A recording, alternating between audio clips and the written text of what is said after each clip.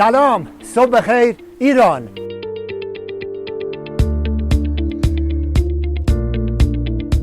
من بنیامین بلوچی هستم و امروز اومدیم آبشار گنجنامه که واقعاً بی‌نظیر و زیباست.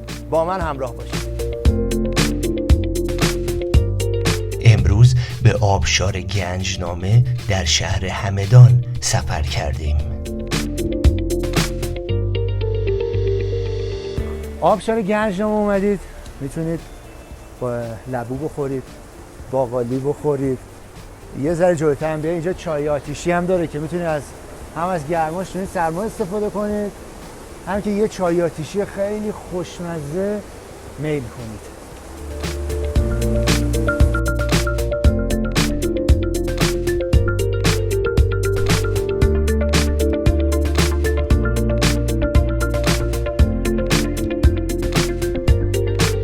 همدان پایتخت تمدن و تاریخ ایرانه و سالیانه گردشگران زیادی به این شهر سفر میکنن و از جاذبه‌های گردشگری و تاریخی این شهر دیدن میکنن.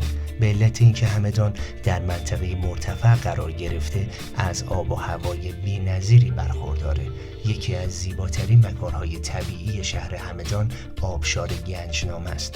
آبشار گنجنامه از رشته کوههای زاگرس و کوه الوند سرچشمه میگیره.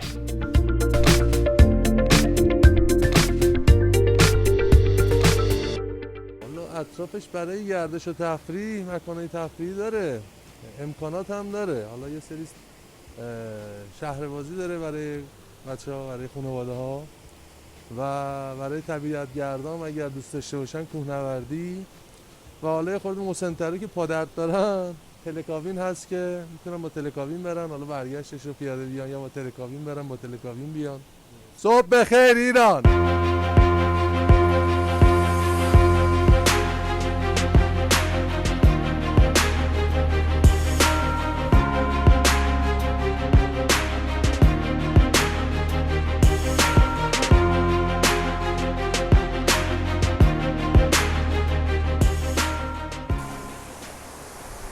رسیدیم به آبشار گنجنامه. آبشار گنجنامه از کوههای الوند سرچشمه میگیره و 12 متر ارتفاع داره.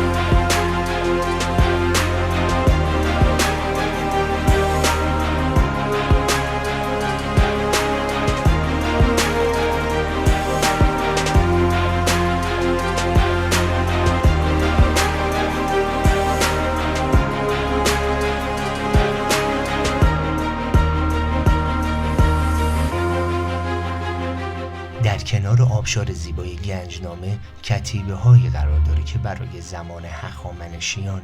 در دوره هخامنشیان آب این آبشار بسیار مورد احترام بوده و به همین دلیل کتیبه های گنجنامه را در این محل و نزدیک به آن روی کوه حجاری کرده اند.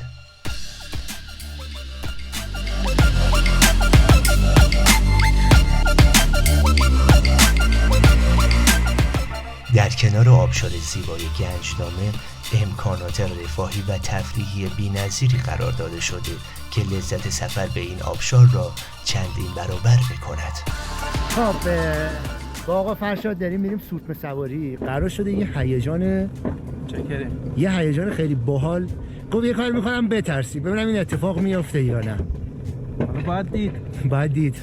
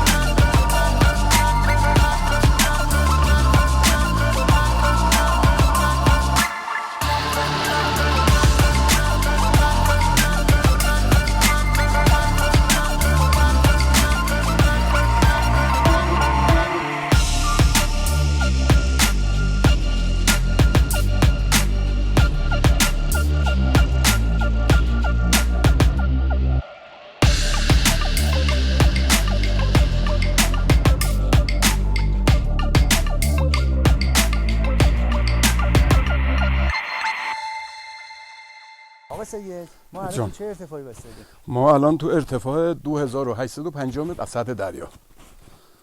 بعد اینجا تو بیشترین سال، چون من میدونم اینجا شما خیلی اینجا میمونید، اینجا چقدر اینجا هستی شما؟ چند سال اینجا؟ ما حدود 14 ساله، 13 سال و چند ماه. تو این 14 ساله بیشترین برفی که اینجا باریده چقدر بوده؟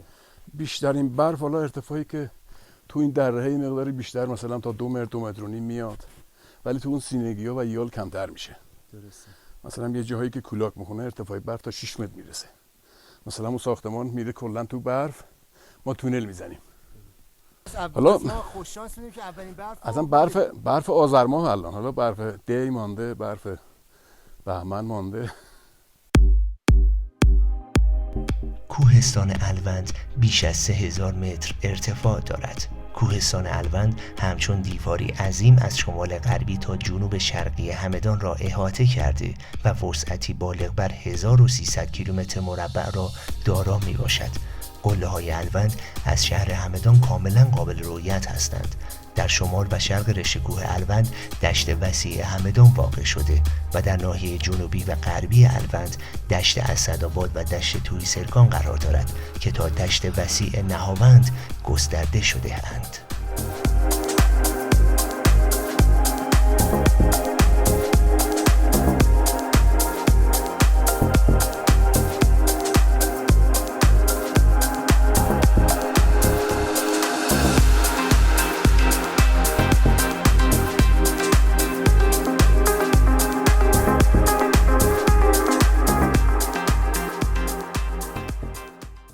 امیدوارم از دیدن این قسمت لذت برده باشید. فقط خواهش میکنم اگر داخل طبیعت اومدید زباله نریزید و آتیش روشن نکنید. از آخرین نقطه تلکابین گنجنامه با همه شما خداحافظی میکنم تا برنامه بعد. خدا نگهدار.